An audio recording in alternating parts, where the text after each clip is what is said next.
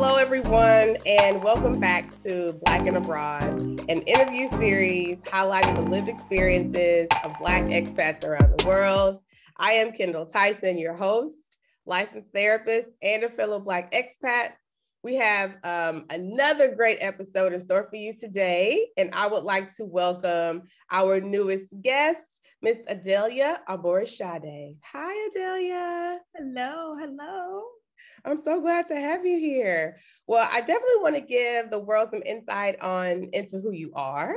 Adalia Aborisade is a veteran educator, world traveler, and a financial coach.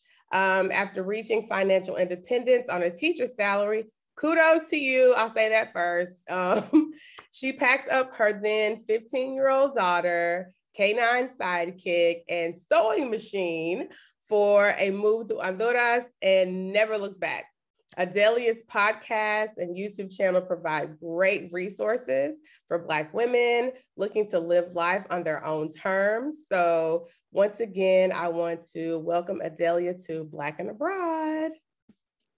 How are you it's morning? I see there's light. Okay. No, so it is not morning. It is the middle of the night. Oh, wow. Commitment. And I'm so grateful. Which obviously is the whole point, right? Being able to connect with people all over the world, different time zones, making it work. And I really am grateful for you being here today. For those watching, Adalia and I got to catch up, or not even catch up, meet just a little bit before we started and learned that she's from Houston. I'm from Huntsville, lived in Houston. We probably know some of the same people. Where are some of the districts? Oh yeah, you started in HISD. Okay. Yeah. And then I went to Katy and spent, I don't know, like 14 years in Katy almost. Oh, wow. And then finished my public school teaching career in Lamar Consolidated in the Richmond-Rosenberg area. That is so interesting. So I started in Aldine. My second birth was in HISD, and I finished in Cy-Fair before coming to China. So I know that reading your bio, you said you went to Honduras. Is that Roatan? No, Tegucigalpa. Oh, wow. Okay. I have one of my, I love her to life.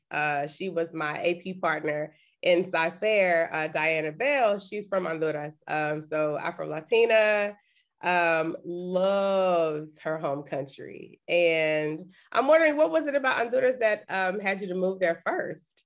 You know, I always say the universe tends to unfold as it should. Yes. When I decided to start looking for a job abroad,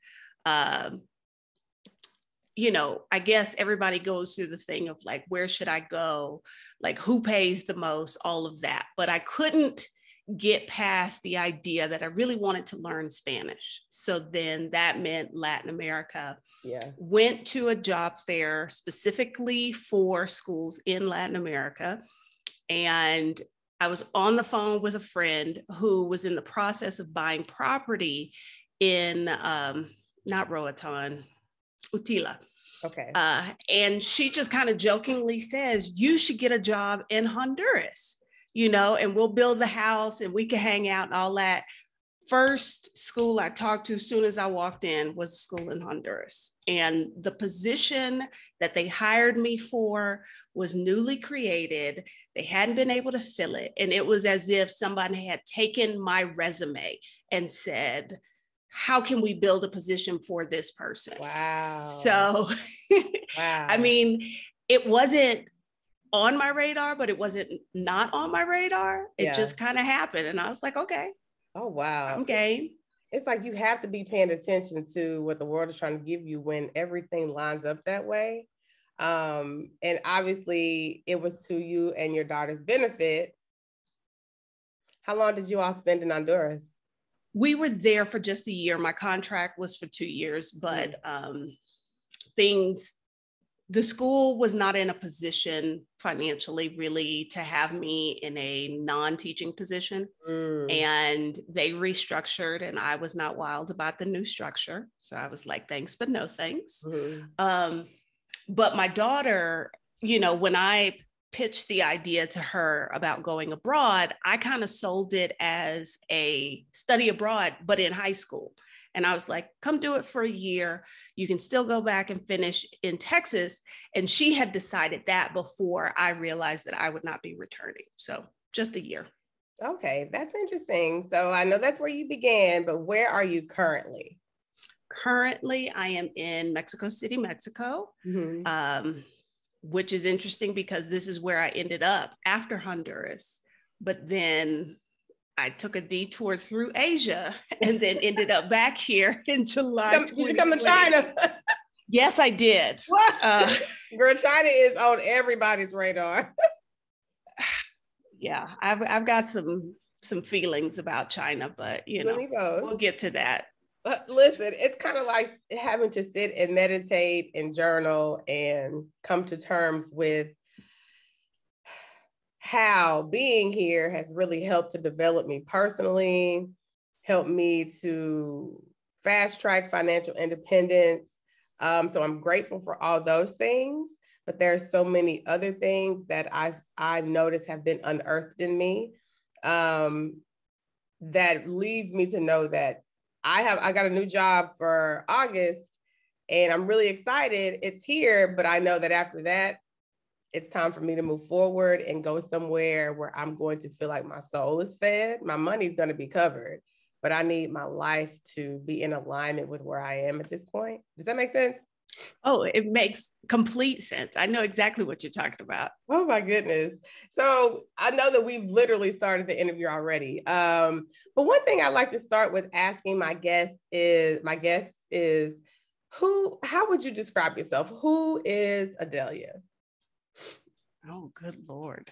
And that is literally what everybody's like, that is such a hard question. Because I don't describe myself. That's the issue. But I am, it's what you see is what you get. Like all I can be is who I am. So I would say Adalia is very authentic and down to earth and very maybe forthright. Like there is no fluff when it comes to me. What you see is what you get, right? Yes, and, yes. Being a professional Black woman working in the countries that you've worked in, how have you noticed that's been something to help you move forward in your career? I think it has given, or, when you spend time in other countries and you really spend time and you don't like just kind of hang out at the edge and you try and immerse yourself, you develop like soft skills you didn't know you had, because navigating another country, another culture, just like regular everyday life is one thing, but navigating that in a professional space is a whole nother thing, because it's not just, the baggage you're bringing with you and the country you're in, but it's also the people you're working with and the people on your team and where are they from and how do people do things there. So I would say at this point in my life, I can literally work with anybody, like anybody. Yeah. Yeah. And then what you said about those soft skills, being able to hone those. I would also say like gaining a really good understanding of who you are in different settings doesn't mean that you are being a chameleon, but there are certain versions of ourselves that have to show up depending on where we are. I think one of the challenges that I've had at this current place that I'm working is we're from Texas. We're friendly, right? We are all encompassing. We're welcoming. And it's been a bit challenging to exist professionally in a culture, in an environment that's pretty opposite to that. And it really shines a light on sometimes like how excluded I feel. And I'm wondering, and I'm pretty sure that you felt like this in some regard, considering we work in places that are not majority Black or people of color, right? I wonder how have you been able to combat, I'm not even going to say imposter syndrome, because I just been recently learning, doing some rediscovery of the whole imposter syndrome phenomenon, and came across some information on Twitter. And I've been doing a deep dive with some different womanists that were really talking about the origins of the word imposter syndrome came from women that don't look like us speaking about a minoritized experience, but it's really our reactions to systemic bias and exclusion. And when I read it, I was like, that is exactly what that is. We're not frauds. We're not imposters. We are highly skilled, or we wouldn't even be able to be in the positions that we are. So I'm curious to know if you've ever felt any of those tinges of otherisms in your professional settings, and how you've been able to combat that. I think my personality is one. I'm always like taking things in and observing people, very much sort of like a sociologist, but that's just who I am. Yeah. And you know, why I'm that way, that's a whole nother conversation. But that, coupled with being that same way about my experience as a Black person, even when I was in the United States. Yeah. So then when I'm existing in these other spaces, I guess I'm observing and I'm participating, but I'm also aware of how this is different, or how, because I was a Black woman in the United States, and what that means, and what that experience is, how that's changing how I interact here, and that sort of thing. So it's kind of like I never felt like maybe I shouldn't be here or anything like that. But as far as being othered, oh yeah. Like I tell people all the time, my time in China, I have never been othered in the way that I have been there. And, you know, in my home country, I am othered. Yeah. But China's a special place. But yes, so it's, and at the same time, I almost feel like I'm an observer watching all this stuff from the side too. But like, I know who I am and what I'm good at. And I, like you said, I know y'all wouldn't have hired me if you didn't, if I wasn't able to do this. So that was never a piece of it. Yeah. But it's an interesting thing to experience. And I don't know if you can hear the explosives outside. What's happening? Everything okay? It's Holy Saturday. Oh, that's right. It's Resurrection Sunday over here. Yeah. So apparently tonight it's blow stuff up. So it's okay. It's faint. I can hear it, but it's not enough to disrupt what's happening with your conversation. Okay, I fully understand that. So I wonder lots of things, right? The therapist situation. Well, we talked about kind of like the genesis of your journey to be an expat. I wonder, you've been doing this for a few years. What do you believe has been one of the most defining moments of your time as an expat? Most defining moment? There were some humbling moments in Tegucigalpa, because unlike other expat assignments, it is not a popular destination. Therefore, a lot of the pre-research that one would normally do, where you get in the Facebook groups and you talk to people, I couldn't do any of that because nobody goes there. So I sort of went in blind. I had visited Latin American countries, but I'd never been there before. And so there were just like all of these, oh, you thought you knew this thing, but you really don't know that. And I took it all in stride. But what that did remind me was that I really needed to, as I progressed on this path, I just really needed to be very open-minded, keep my knees bent, and like roll with things as they came.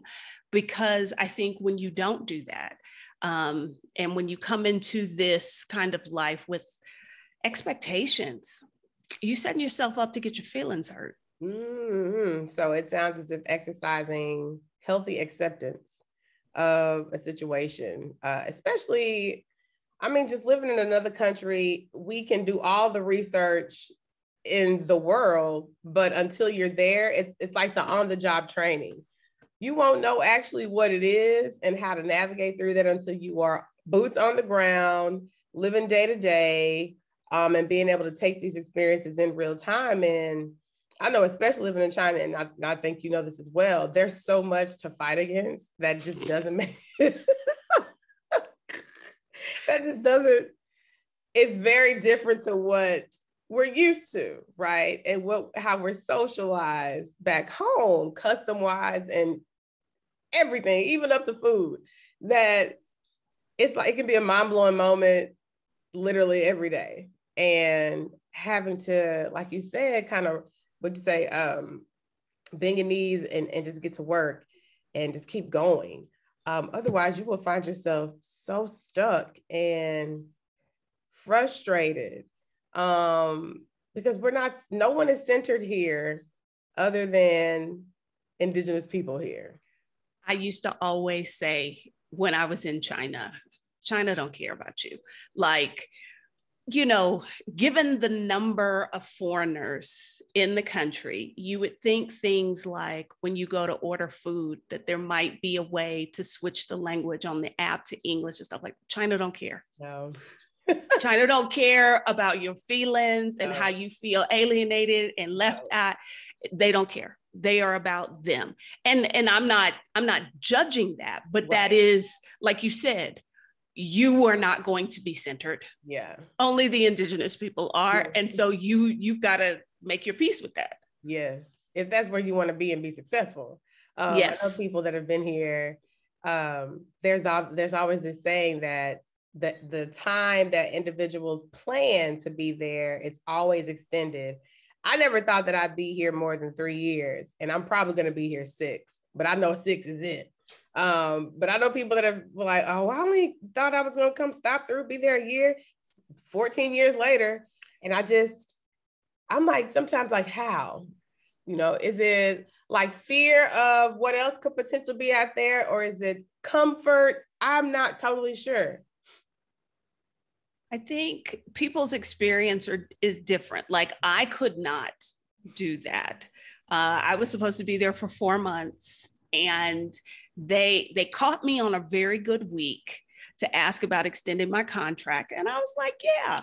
And went to Mexico for the summer, came back, and I kid you not, literally the moment I stepped into the airport off the plane, all of the reasons I did not like China came back to me. And I was like, damn, I got a whole year of this. So like, I immediately started counting down. Like, I knew that was it for me. Yeah. So that would not be a place that I would look around and be like, oh, I've been here 14 years. But there are other places where that could happen for me. Yeah. How long have you been in Mexico City? This time, almost 2 years. And then I was here for a year previously. Yeah. And I never really intended to leave. Really? It's so interesting. Like, before we started, recording and everything, how I was sharing with you that my family and I used to go to Mexico City when I was younger. And I can remember like the little boxes of the different color chicle, and just the attire that we'd be able to bring back home. It just flooded me with so many memories. And I'm wondering, so now that you're in Mexico City, how do you believe as an individual, a professional Black woman, that you've been able to flourish? My soul is at peace here. Like, yes. I wasn't looking for that. I know when some people move abroad, that is what they're looking for. That wasn't necessarily what I was looking for. But when I got here, it just clicked. So I have had the best quality of my life while being here. And because I am happy and I am joyful, and like that opens up so many other areas of my life.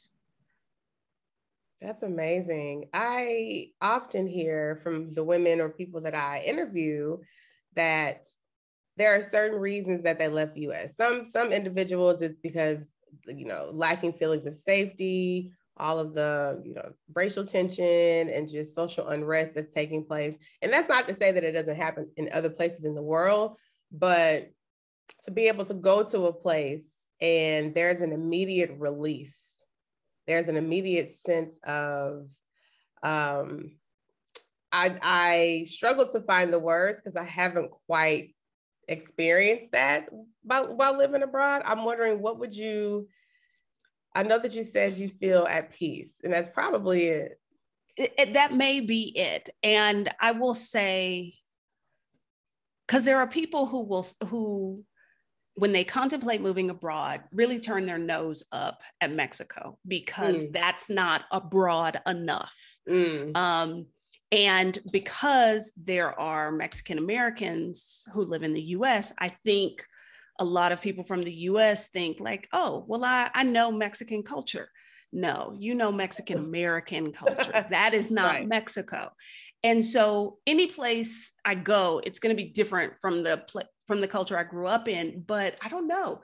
It makes sense here, even when things are illogical. Like it doesn't have the same impact on me. I don't have the same reaction to it that I would have in some other countries that I have been in, where I'm like, that's stupid. That doesn't make sense.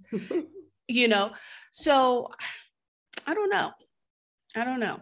Yeah, I get that. How do you believe, being where you are, I get what you're saying. It kind of feels sometimes like a type of elitism. Oh, yeah, so it's just Mexico. Like Mexico, first of all, is beautiful and has such a rich history and culture and varying levels of things to offer, right? I also wonder, some people that I've met, oh, well, if you're not going to a place that is vastly different from you, then what's the point?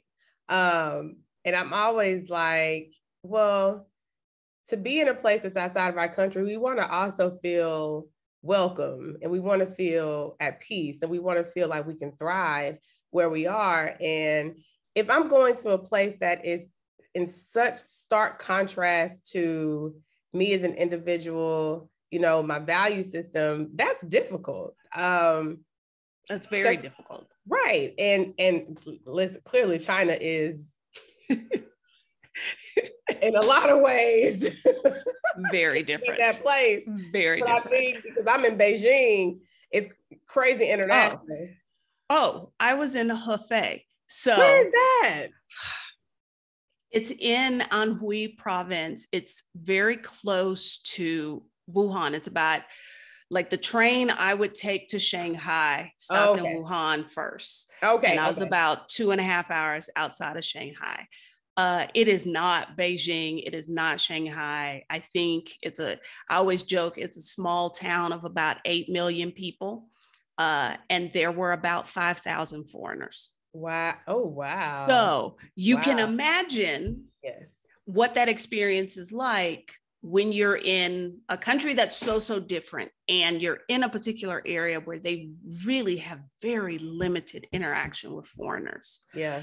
But what you were saying before about feeling welcomed, that may be one of the biggest things here. Like, I'm never going to be mistaken for Mexican. I'm never going to blend in. Okay. And now that I got pink hair, I sure as hell don't.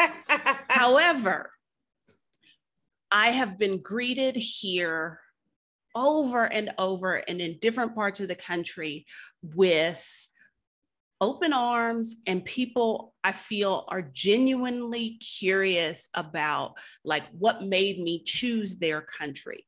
Kind of like, wow, you chose my country. Yes. Why is that? Yeah. And like you can't help but make you feel like, oh, okay, I did this place. Yeah. That's so interesting, because I've never heard that here, but not necessarily looking for it. But I can imagine how just settling it feels to have those types of experiences. And we know that when you feel settled, when you feel comfortable, when you feel safe, there's so much that can grow out of that. There's so much, that can be birthed from that type of a place.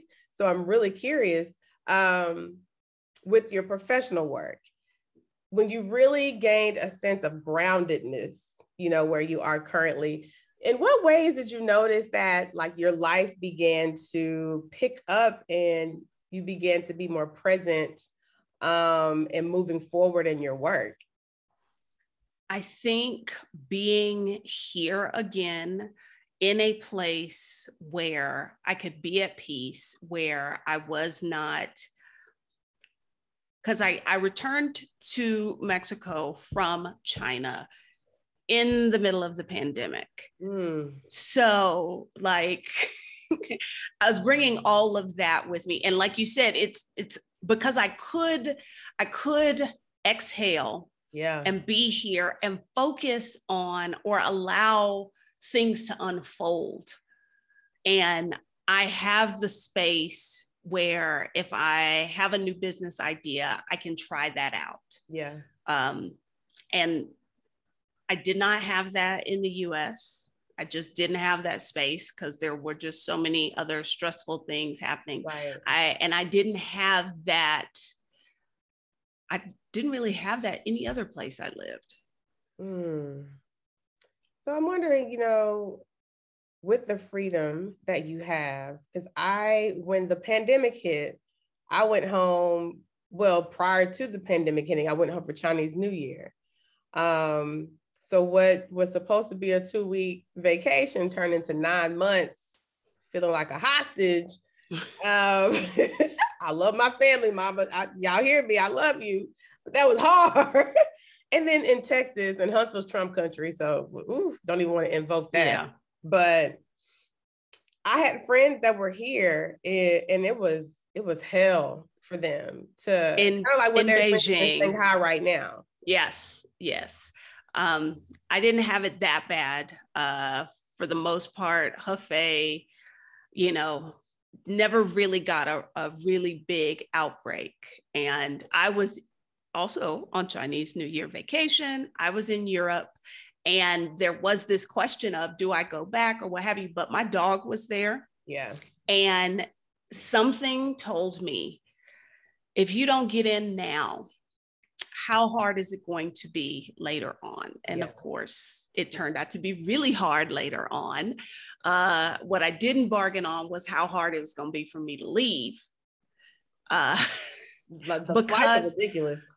The flights were ridiculous because I had my dog and I did not want her to be under the plane. Chinese airlines do not allow animals in cabin.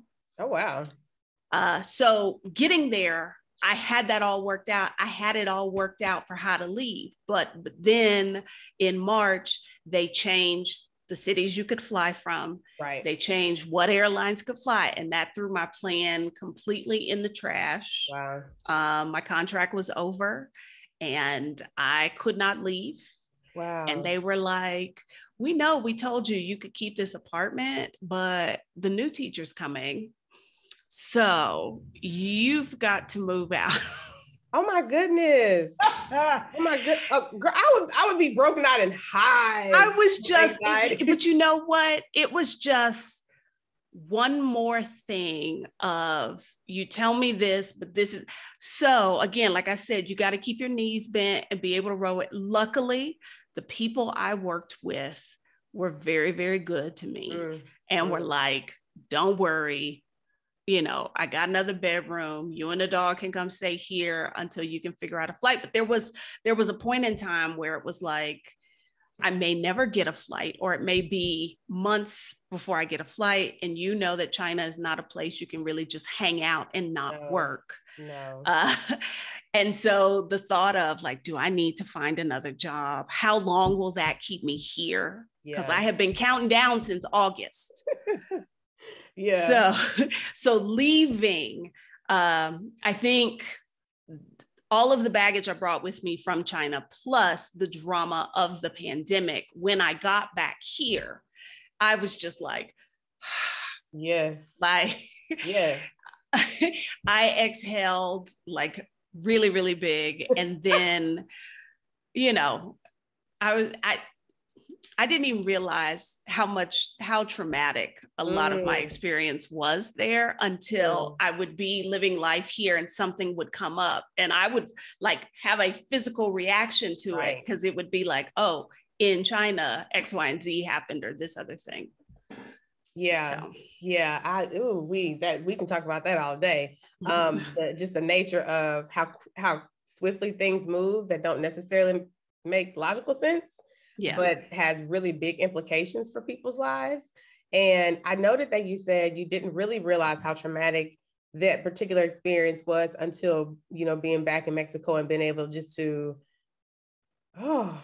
it's not gonna, completely upend my life. It's just a blip or whatnot. Mm-hmm. And I'm wondering, being that you've been able to kind of sit back and be observant of the change, how do you think we'll shift into a mental health conversation. How do you think your mental health was affected while you were going through all of these things in this transitory period in China to now? I sort of pride myself on being able to, roll with whatever. But I noticed it wasn't until I spoke to a guy who was living in Taiwan for his podcast, and we were comparing our experience as Black people living in Asia. And as I started sharing some of the things I had experienced, it made me realize that how I was being treated was actually making me change my behavior. I found that I was trying to avoid being in public when I thought the Chinese would be out, because I didn't want the staring and, all of that stuff. Wow. And I was like, hold on, these folks got you changing, like you're changing how you live your life. Like once I figured out how to order food and have it delivered, it was always delivered versus me having to go. I ended up like not going grocery shopping anymore, because like I would go into the grocery store, and although I only speak 4 words of Mandarin, I could tell the conversation was about me. Like these ladies crowded around me having this conversation. Like I can't even pick up the oatmeal I came here for. Right. And that made me, being on his podcast made me cognizant of how it really was affecting me that I hadn't realized before. And then with the pandemic, we had the lockdown, and that was probably the best time for me because I hardly saw anybody. Yeah, you couldn't go anywhere. No, when I did leave the community to go to the grocery store, there were very, very few people. Yeah. And then when we went back to work in April, I was like, oh, I got to interact with these people again. Like, yeah. So like that was the first realization. And then after I left, like I said, I would have physical reactions remembering some incident or that thing. And I was like, whoa, like this had a much deeper impact on me than I realized it did. Yeah. Yeah. It sounds as if, obviously the world has experienced a collective it's still in the middle of a collective trauma. I need people to still understand that. I be shouting from the rooftop, but having experienced that trauma, it sounds like experiencing some avoidance behavior so that you're not having to be re-triggered in these instances of just showing up as yourself and that being a spectacle. That was challenging coming here. But you made a comment about noticing things showing up in your body now that you're in, Mexico. And that is where trauma is stored in our body. So I'm wondering, now that you're in this peaceful place, this place that you have the freedom to be, right? What are some some ways that you notice that you are being able to work through those experiences and engage in healthy coping and more mindful behavior? Oh, that's a hard question. I don't really know. I think time has helped. Okay. And acknowledging when I would have those feelings, when there would be this reaction, to be like, to, realize and talk to myself about, okay, why are you reacting this way? Yeah. What is this from? That sort of thing. Yeah, I don't know. I don't know. Well, that's a big part of it, is the recognition. Like what's happening within me. What is it that's triggered this particular response? You may have the answer, you may not have the answer. It really begs to allow and accept those feelings and emotions to come, because when we resist, things persist. And investigating, where am I feeling this in my body? And those are teachers. What can I do to get this energy out, to be more accepting of how I feel, and to engage in healthy coping? And so you're in Mexico. So I know that the terrain is beautiful. I'm pretty sure in Mexico City, for sure, affords you to be able to engage in nature. I don't know what the COVID situation is like, but. Well, it's funny you mentioned that, because when I got here, some of my girlfriends had been, every week, they had been like adventuring out of the city to something in nature. And so I joined that, like literally within 2 weeks of being here. So that helped. Because of course, when I got here, they were just coming out of a lockdown. Mm-hmm. There was still the very valid concern about another lockdown, because we did end up having another one. Christmas 2020, January 2021, hospitals were like 90% full. It was a whole thing. Wow. So I did get into nature. I was able to find ways to spend time with the people who matter to me, and do the things, I know self-care is an overused term, but I have become better about noticing if I am stressed or I am having a physical reaction to something. Like I got back to seeing a chiropractor. I've got a great masseuse, and those kinds of things I have been able to do. I think that's fabulous. Again, and it starts with recognition. And sometimes it's, if the opportunities for wellness aren't there, how do we create them? We're business owners, right? And we know that you can take a good idea and tap into your niche, which we'll definitely get into in just a second, and build something remarkable out of that. I wonder, when you think about like therapy, if you can recall growing up, any messaging or attitudes passed down through your family about therapy as Black people? I don't think there was any.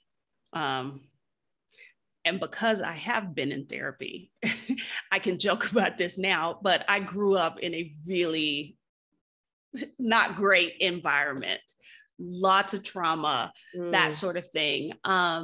I don't know that there was ever a conversation about therapy, but there were conversations and remarks about folks who very much were probably mentally ill.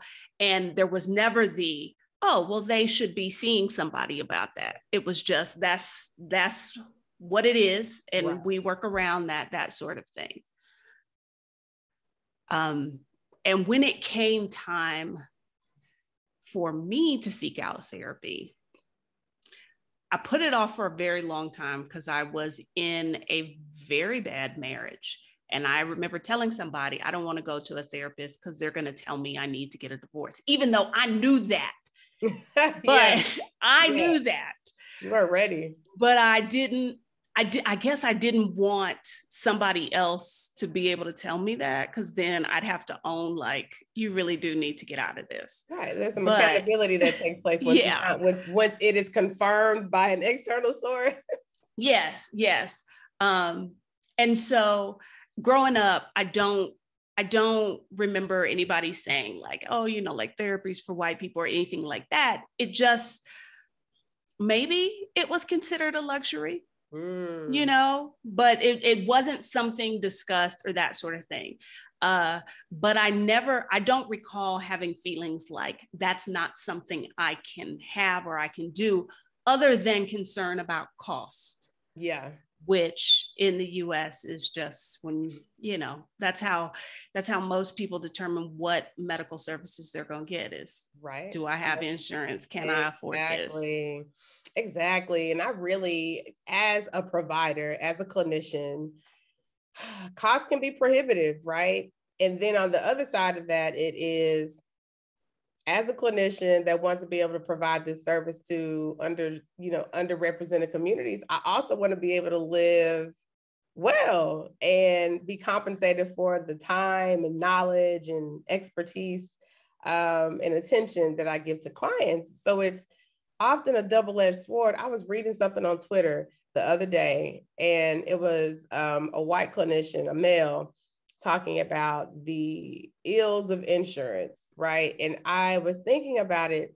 While I'm happy that people have access to insurance, and lots of people don't. So it's kind of, what is the happy medium, and how do we get these services to communities that are the most, and I wonder if the most deserving is even appropriate to say, because I think that everyone is deserving of being able to have support through some of their difficult situations, to find a way through what they may not have known is happening in their, in their lives, understanding what trauma is and how it affects, their development. I just wonder, like, what does the equity portion look like? Because I know that historically Black communities, every person that I have interviewed has responded to that question in the same way. There was never a conversation about therapy growing up, or can't, like, what is that? We're trying to eat. We're trying to make sure we got a roof over our head. We're trying not to get killed and go to school. Therapy? Okay. That's like I said, it's kind of like a luxury. That's further down on the list of things. I think in the US system, until there is widespread support of the idea that access to medical care is a right. And not a privilege, yes, that's going to be a hard thing to come by. Yeah, I agree with that, and that everyone deserves it. Yes. Right, and that it should not be a tiered system based on your economic status, all right, and not a privilege. We can have these political discussions for sure. Yeah, so I'm wondering, now that you've at some point given yourself permission to go through the therapeutic process, how do you notice that your life has been enhanced? I think my life is better in that it's not all on my shoulders anymore. So I don't carry that weight, although I wasn't aware I was carrying it, but I was. And so again, that frees me up in many other aspects of my life, because I don't feel wholly responsible for solving and figuring out everything. Yeah, the ability to give yourself permission to say no, be accountable for yourself, be able to set boundaries. These are some of the common themes that I notice when I work with not only women, but women, BIPOC women, Black women, other women of color, because we're so community focused, it can be very difficult to extrapolate yourself from the community that you are, that you grow up in. So I wonder if you were to give like a PSA to other Black women, BIPOC women that are thinking about making a move abroad and how to handle your mental health. What are some things do you think that you would share or that you would suggest? On how to handle your mental health. Because moving abroad is a mental health journey in itself. It is. It is. And I guess I was going to say, I almost want to say, but no, I think I do want to say that you need to be in community. And what that might look like connecting with other Black women that have done that thing or who are thinking about doing a thing, so that y'all can share information, you can share how you're feeling, because like you said, it is a mental health journey, and we rarely frame it that way. But that also might mean a therapist or a coach, because again, and I had this conversation earlier today with somebody, that gives you that third party, non-biased, where you may not be getting support from the traditional places you would, family, friends, and you're trying to navigate this thing that you want to do. Right. So you got to have somebody in your corner, whether that's somebody you pay or that's just somebody you connect with organically, but you got to have somebody in your circle. I agree with that. There's this term that I learned listening to another person's podcast, the Healing Center podcast. Shout out to Byron McClure. And a guest that he had on, she spoke about the concept of a constellation of care, which is really community support. And what does that look like for individuals, Black expats abroad, in the context of community support? Because as you said, it is necessary to thrive, especially if you're in countries that aren't necessarily amenable, to you being there. Having a healthy community support, a healthy constellation of care is key.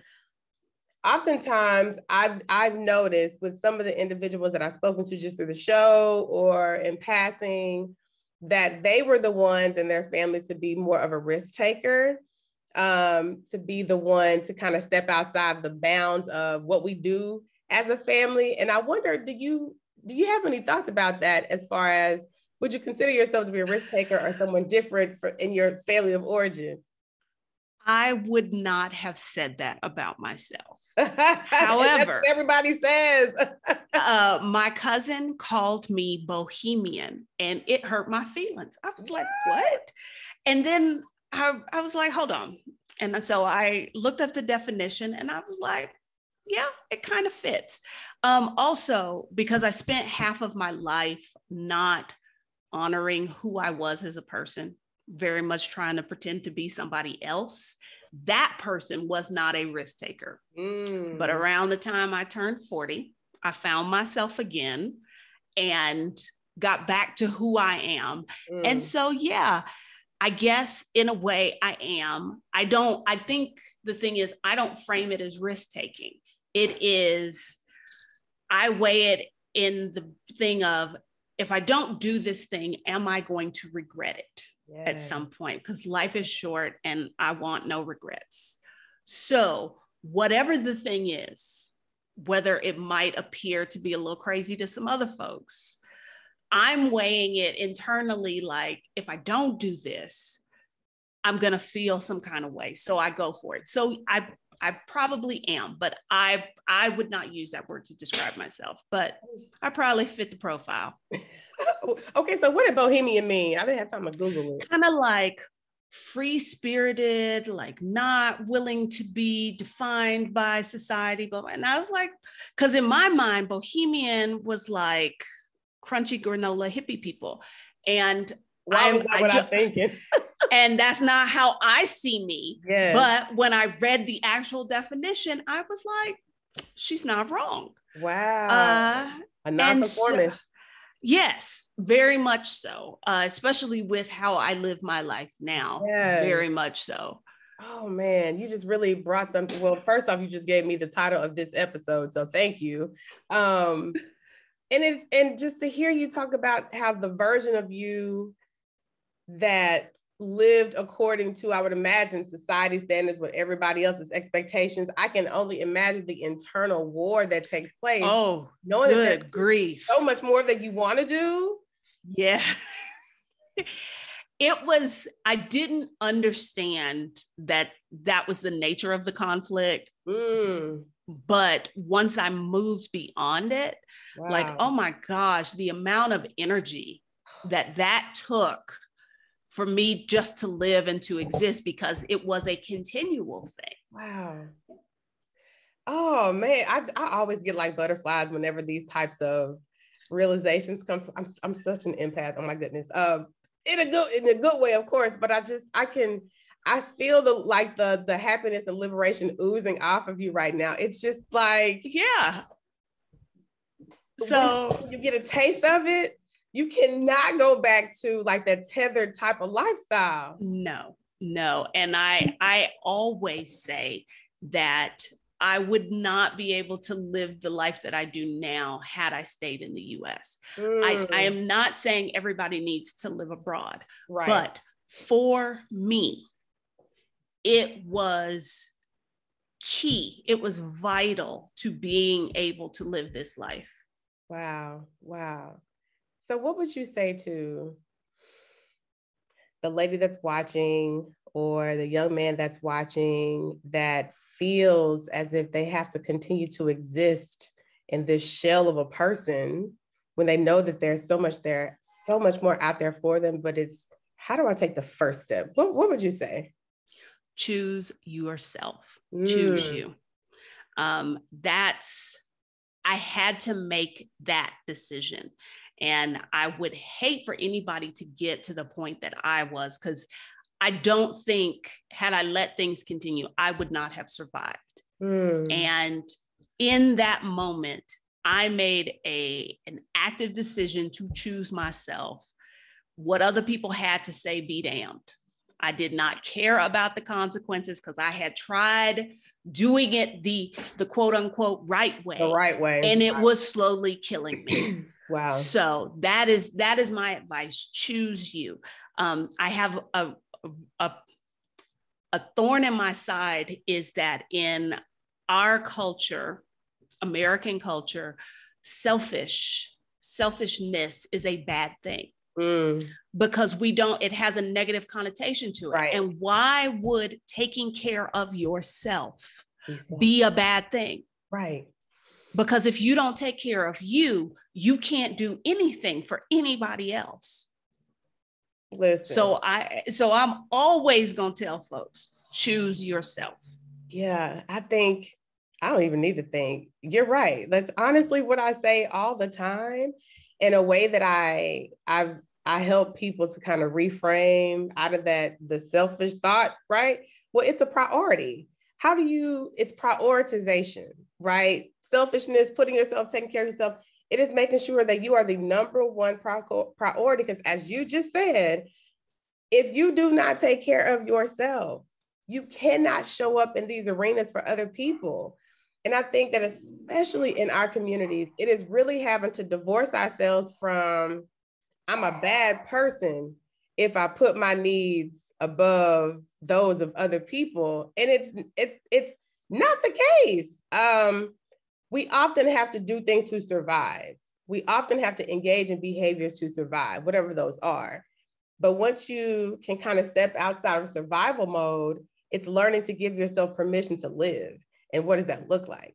That's been a huge stumbling block that not only myself, but other people that I've worked with and talked to really have to reconceptualize. All right, I have a lot more money at my disposal now. I don't have to penny pinch and live a life of lack and feel guilty because I can afford things that I never knew that I could, especially with being an expat. So yes, I fully agree with what you're saying. And I kind of want to shift into like professionally. What are some things that you're currently doing to impact your community, spread a good news, tell a story? I sound like I'm at my church back home on Resurrection Sunday. It took me a while to put a name to it, but I have always wanted to do work that matters. I think that is what drew me to public education to begin with. And I probably, after moving abroad, I probably would have continued to teach had I found that avenue earlier in my career. But really, I was already burnt out by then. And so I looked for, okay, so what's my next thing going to be? And it was very important to me to do work that matters. And given all of the transformations that were happening in my own life, I very much wanted to focus on other Black women, because I figured if I was struggling with these things and being able to live the life that I wanted, there were probably other ones as well. Yep. And so that kind of helped drive me into what I do now, financial educator, financial coach, because, and I make no secret of this, and I acknowledge the privilege of it. Like, I live this life because I am privileged, because I was able to have control over my finances. And without that piece, it's very hard to do all the other stuff. Yeah.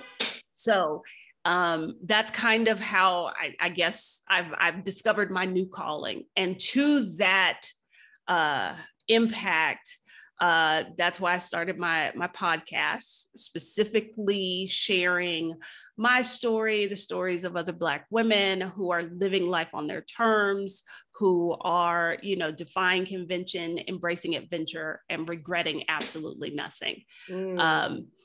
And also the YouTube channel and the business, like the coaching that I do, that's what it's all about. It's like, I am pro Black woman. I am whatever needs to happen so a Black woman can live the life of her dreams. I am there to help that happen in some way, shape, or form. Oh, it feels good to just be able to cater to your own, because we know that when we're taken care of, everybody benefits, which feels ridiculous sometimes, because we are, at least from my experience, the least, not even the least, but the last, because we're not the least. No, but we are the last, which is why I boldly say I am here for Black women. Now, I do get a few folks in my comments like, I'm not a Black woman, blah, blah, blah. Whatever I put out publicly, you are welcome to enjoy that. Right. But if you want my focus and my time, you need to be a Black woman. Right. The exclusivity. Yes. Of being able to take care of ourselves without anybody else's permission. That just sets people ablaze sometimes. Yes. And I am like, but everybody else has their thing. So why is it such an issue for us to take care of the ourselves? System is designed with us in that place of being last. It needs us there to perpetuate itself. And when folks like you and I focus on Black women and improving their situation and uplifting them, we're tinkering with the system. We are causing chaos in the system, and they don't like that at all. I don't care that they don't like that, but I understand where that resistance is coming from, and I'll call them out on it. Like, but no, we are last, and we shouldn't be.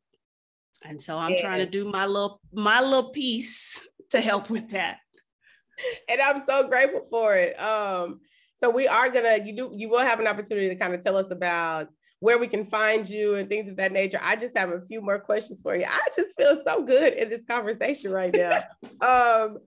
So that is how you're positively impacting your community, right? The ripple effect of all the things that you're doing. How do you notice, or better yet, what kind of mindset do you notice that you've had to be an entrepreneur, a Black woman entrepreneur, an expat, and like battling like that fear that comes up about what if I can't provide, or even if you've had it, like what are some ways that you work through those growing pains? I'm not going to say I've overcome the fear. It's more of, I just work with it. I live with it. You do things afraid. Because one, what's the alternative of me not doing this? Like, I don't want regrets. Number two, okay, I say this all the time. I am a reluctant entrepreneur. I am a bad capitalist. I am not necessarily motivated by money, which you really need to be a good capitalist. But in order to do the work I want to do, I got to work for myself. So I do acknowledge that struggle is there. And that is, so I try and surround myself with other Black female entrepreneurs, people that, like I can brainstorm with and, share whatever my issue is I'm going through. There's that piece of it. And then what was the other thing I was going to say? Because what was your question? It was, how do you work through like all the feelings? Okay. All the feelings. In the way. The expat thing, like, that's the thing that gives me the least issue. Like, I don't even see anything to overcome. There never was a moment for me when I was like, can I do this? It was just, I made up my mind and I was like, okay, so let's figure out how to make this work. Yeah. And I've kind of taken that approach to other things, even when I am afraid, because again, what is the alternative? If this all just goes to hell and, okay, I get a job, like, I don't see myself as being any worse off, but that's me now. If you had talked to me 10 years ago, because I grew up with no safety net at all, my entire life, I have always been concerned and worried about, and that then limited the choices that I made because I always played it safe. And so once I liberated myself from that, I'm like, maybe I have to eat oatmeal next month. I don't know. Like, I'm not like, I'm not going to let that fear, that concern stand in the way of doing something I think needs to be done. I hear you. Oh man. I have so many words. I think one of the things I say to my mom a lot is, it's just me. Like, I'm not married yet. Yes, I want to be. I want to have children. I want to do all those things. And sometimes, having been a person that has been blessed to be successful, that is an identity and a persona that is very difficult to break out of and restrictive when it comes to being able to take these different risks and fail, because that's definitely how you get to success, and try new things, like you said. So it's kind of like, what are the spaces that people other Black women can engage in that, hold space for us to be able to share these things, but also be injected with that energy to keep doing despite how you feel, because obviously to be here, you have to have something within you to get you to this point through all the stuff. And I'm really looking for spaces like that, for other people to be able to engage in spaces like that are safe, and where we can be creative, and where we can be supportive, like our own types of communities. What are your thoughts? No, I agree with you. And I had a thought on the tip of my tongue and I just lost it. I think part of that is, or finding that space and connecting with those people, is making it to the point that you can at least acknowledge that a lot of that fear, a lot of those worries and those concerns is because we've been conditioned to believe that there is one way to be successful. There is one way to show you have made it. And one of the things, like on my podcast, there's several YouTube channels and several Facebook groups that I am a member of, where Black women are openly saying, like, I have tried to do it that way. Like, the American dream ain't working for me. And I want to pursue this thing. And there are other women who are like, me too. This is what I am trying to do. So like the Exodus Summit Facebook page. Okay. the Exodus Summit is put on by Rashida Dow and Stephanie Perry, and it is the conference event for Black women who want to move abroad, who want to take a sabbatical, who want to break up with the United States. I'm telling y'all, this is the place to be, where you can connect with other Black women. It is a space that centers us unapologetically. I'm trying to think what other place. I don't know. That's kind of my number one place. And then of course, like my spaces also are in that vein. Because I have a Facebook group for solo travel. Because that's another arena, I think, that, you know, if we let ourselves get too entangled with how we're supposed to live our life, girl, you're not supposed to travel by yourself. Wait till you get a man. Wait till you get a husband. I love traveling alone. My first solo travel was to Bali, Indonesia. It was the best experience that I have ever had, ever. So yes, can you share with us your group, your Facebook group? Yes, my Facebook group is called Picky Girls Travel Solo. Okay. It is, like I said, it is a space for Black women, Black people who identify as women, solo travel, and by extension, moving abroad is the focus for folks who've got fears, who've got concerns. We talk about all of that. Yeah. And your podcast? My podcast is the Picky Girl Travels Podcast. Okay. And I'm sure, I would imagine somebody's like, what is up with that name? I am the picky girl. Anybody who has ever enjoyed a meal with me will attest that I am an incredibly picky eater. So that name was originally like a self-deprecating joke.